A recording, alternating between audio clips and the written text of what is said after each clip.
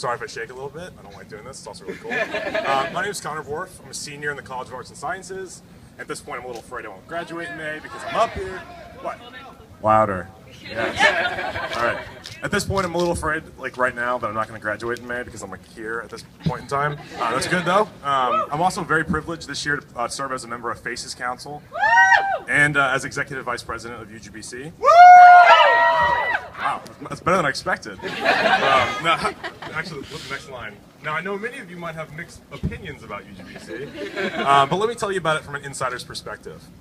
This year, UGBC changed its nature from a student government that mostly planned events and initiatives to Boston College's foremost undergraduate advocacy group on campus. This year alone, UGBC has led initiatives and collaborated with dozens of registered student groups to lead the way for GLBTQ rights and recognition, racial equity, sexual assault awareness, and bystander training, and mental health. I could not be more proud of the work that we're doing. However, I know that most of you don't really know what it is that UGBC actually does, and most of that is our fault. We do a pretty bad job about telling the student body what we fight for, and that's something that we need to change. However, part of the reason that we remain quiet about much of our work is due to the nature of the relationship that UGBC has with the Boston College administration. Now let me pause for a moment.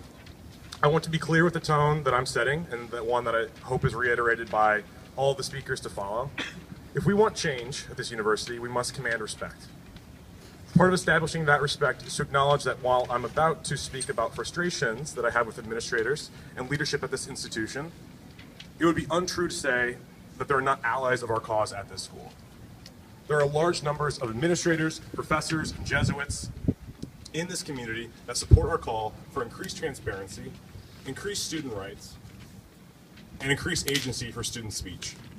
We must be clear in our message that the problem is not with the administration at large, or with individuals, or with the church. Our problem is with the culture of fear and protectionism that plagues the management of this institution. And for that reason, I will not name specific individuals in front of you, as I'm unconvinced that would make a productive conversation. Okay, I'll go louder. Sorry. Killing it. Now. Let's push over this way. I hear the volume's much better. Yeah. Woo!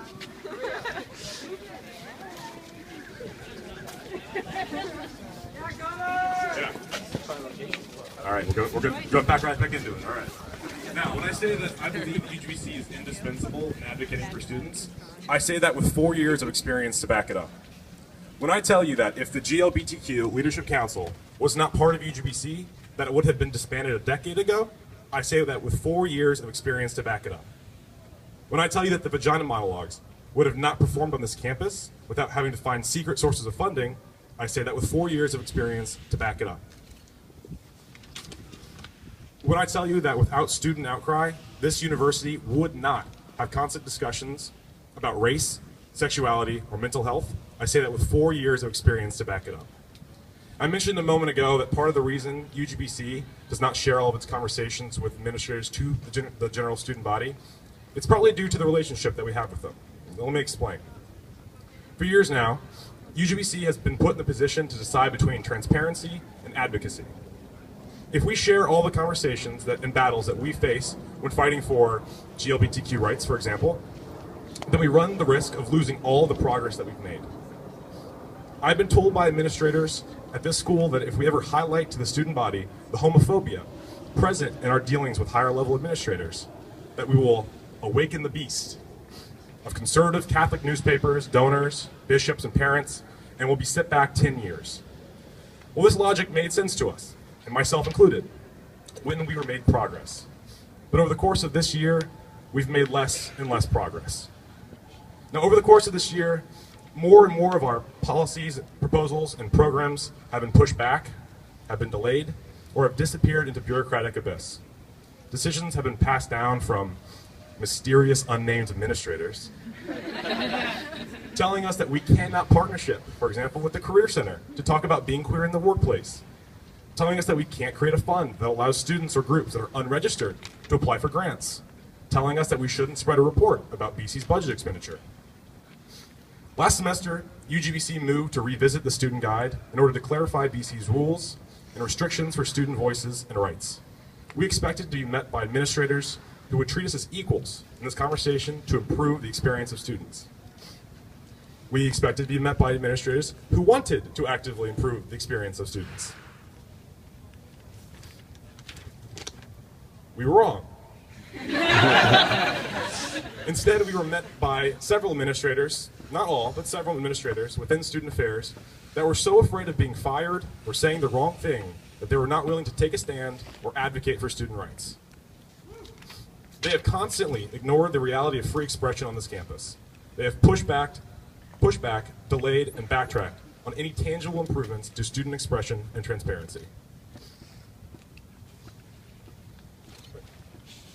All right. Wanted to make sure. All right, we're good.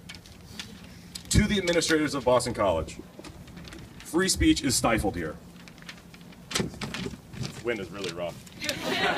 Just because we're having this one rally this one day, it does not mean that student speech is unfettered here. I have been told by an administrator to avoid using the word censorship when talking about university policies. Instead, he said, the university prefers difference of opinion. To the administrators of Boston College, gay people exist.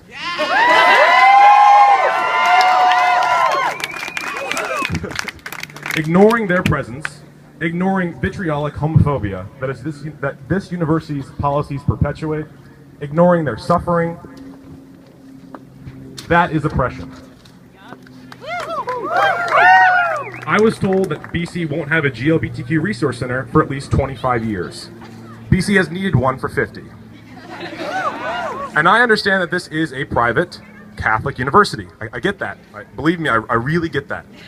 I've been inside the Rotunda of Gaston. I understand.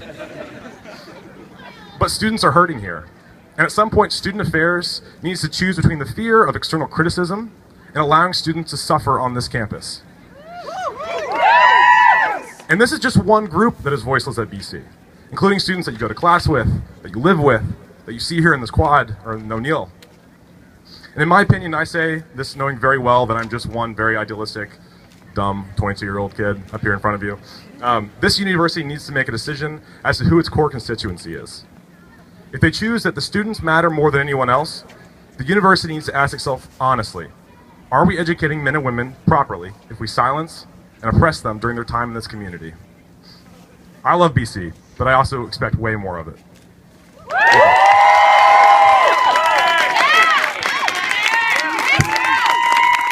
Let's give it up for Connor.